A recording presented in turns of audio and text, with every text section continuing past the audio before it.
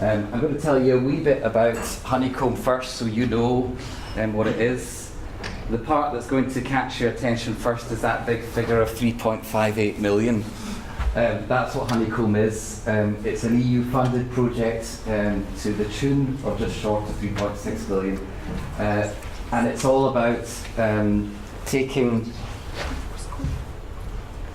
digital content creators, small and medium-sized businesses and creative practitioners, and trying to develop their skills and their ability and their understanding of what digital content is and can be. And there's 5 particular sections: film and broadcast, animation, computer gaming, interactive media, and music technologies. And I think people in the room here are probably spread. Sometimes you find these days that people are spread across all of them, or at least a grouping of quite a few of them. And I'm now going to repeat this somewhat with the project video. We're building a great big digital hive across the 6 border counties of Ireland. We look after in the areas of Dumfries and Galloway and Ayrshire. We have colleagues in Screen High who look after Loch Aber, Skywell, Loch Alsh, and these areas, and our Irish colleagues obviously look after Ireland. But the part that's interesting to note here is that Belfast isn't included, and neither is Glasgow, neither is Edinburgh. And the whole point here is that this fund is created to try and get over a concentration of creative industries in the main cities. So all the CPDs that we're running, all the courses that we're running, are as a means so that people can remain living in Ayrshire, or they can remain living in Dumfries and Galloway, while still doing business perhaps with other companies that work in Belfast or work in Glasgow. So that's the main point for you to get, really.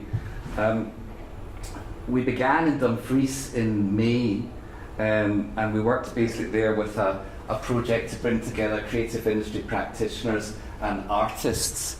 And what we did in that workshop, which was a 5-day intensive workshop, one of the participants is in the room here, so will be available to answer questions later, was we got filmmakers to work with an artist and make a portrait of that artist, a sort of 3 to 5 minute long film. Now, these were really sort of web-based documentaries, or that was the idea, and really, there is a market for this now. The BBC Arts programming has moved up to Glasgow now. They have a very big budget. Again, it's one of those big numbers, 15.5 million. Again, they are meant to spend some of that out with the Central Belt. They actually have a problem doing that because they can't find enough practitioners that they feel are confident enough to give them money in these sorts of commissions. So our whole workshop was very much about trying to up the level of content, because the argument here is that in some ways it doesn't really matter how well you market things. If you haven't got the strong creative content, you haven't got the product to take to market. We'll be following up that workshop quite soon with further sessions on funding and commissioning opportunities for the 12 filmmakers that got involved. But I thought I'd maybe just show you one of the outputs so you can get some idea of the work that came out of that particular workshop. So that's one example from the Dumfries workshop. One of the filmmakers, was a collaboration between 2 filmmakers, that film, had never made a film before, and since that workshop, several in the group have been offered commissions by local artists and artist collectives to make films about themselves. So we've immediately had a return from the workshop. The next event that's coming up in Dumfries is at the Wigtown Book Festival, and this is about adaptation and developing scripts. And again, we're looking for, and this is still open, a call here, the first one, for 10 aspiring screenwriters who will submit an idea that they have for an adaptation, a short outline for a script, and they'll get one-on-one sessions with a producer, a BBC drama commissioner, and an agent. It's pretty rare to get that kind of feedback. So it's also followed up by a really very unusual session about an adaptation with the writer Rachel Seifert, who wrote a Booker Prize nominated novel called The Dark Room, which was then produced by Glasgow-based producer Paul Welsh into the feature film Lore, a German and Australian co-production, but a story that was written in Glasgow and that was produced in Scotland. And it's these international connections and this sort of notion, sometimes the notion that life is always happening elsewhere, but we have the stories here, we even have the artists here. It's just about making the content in a sufficiently interesting and creative way that other people want to share and see these sorts of stories. So that's on Friday the 3rd of October and Saturday the 4th, and there'll be a screening of Lore in the evening of Friday the 3rd as well, so I encourage you to come along to that. The next programme and part of tonight's event really is for us to try and get a better idea of who exactly are the creatives in Ayrshire. Dumfries and Galloway is slightly better developed in that regard in terms of their networks for the creative industries. Ayrshire still seems to be a wee bit lacking. We're trying to develop a creative industries directory. I think everyone who's in the room has been approached already about this, but I would encourage you to let other people know about that, because if you don't have the network and you don't know who exists, then it's very difficult to make the sort of projects that we're talking about. We will in November be running digital innovation and rural enterprise workshops. Again, this is very much with an emphasis on companies staying where they are within these regions, but getting the support that they need to bring their businesses on. Again, there'll be one-to-one once we've identified what sort of products we're talking about, whether they are films or whether they are scripts, whether they are website production, whatever it is, then we will be giving mentorship and guidance on that basis as well. Transmedia content. Transmedia is quite a buzzword these days, and it effectively does mean across all the different types of platforms. It's pretty difficult not to be transmedia in some sense these days since the advent of the web. So we'll be running CPDs about how you might do that with your own business. We'll be running CPDs in that regard with working with animators. Can you use animation in terms of your own filmmaking? Can you use animation in terms of your own storytelling? How might animation work in terms of games development? Depends what the creative content is, but we will be providing those workshops as well. We'll also be doing sound design for games. Again, this is a model whereby we know the games industry is very much concentrated around Dundee, but we also know that they are looking to outsource certain parts of their production process. One particular area is sound design. We've got great studios here in this campus for sound design.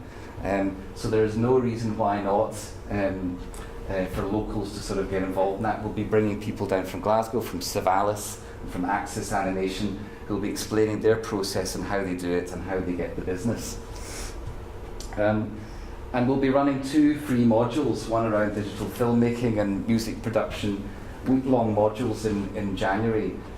They're free, they're completely free, and that in itself is pretty unusual for a university to be offering such courses these days, but they're a great opportunity. It's another example of us bringing in professionals from the Central Belt and international professionals as well, who will come here to this Ayr campus, and they are open to you. Probably the most pressing day for all of you to think about is next Wednesday, the 4th of August. And this is another opportunity for any practitioner really, but any business within the eligible zone to make an application for either of these funds. There's actually 3 funds. There's a 3rd fund that hasn't been released yet, which will come out in November. But the COG fund and the Create fund are open right now. The COG fund is pre-proof of concept, and the Create is proof of concept. The COG being for 2,500 and the Create fund for 5,000. We've got leaflets here that provide more detail on both these funds, but this evening I will be around, and that's part of the point of this. If you want to approach me to talk about, if you've got an idea, we can discuss whether or not it might be relevant. The key thing to remember is that this fund is trying not to replicate what already exists. So if you have a project that you think would already fit, let's say Creative Scotland, then they don't want you to submit to this. So it's always a digital twist. So if you have a script, they might not look at that as a very interesting fundable project. But if you have a script that you want to do something in terms of transmedia or going online, they would think that was more innovative and are more likely to fund it. It's always that digital sort of twist to the content you have. But I'm happy to discuss that this evening, but I would really encourage you to apply. There's always strong competition for funds, but this particular fund, because it keeps out the competition from the Central Belt and all the companies that normally win these funds. You do stand a good chance. So I would encourage you to go for everything that comes up.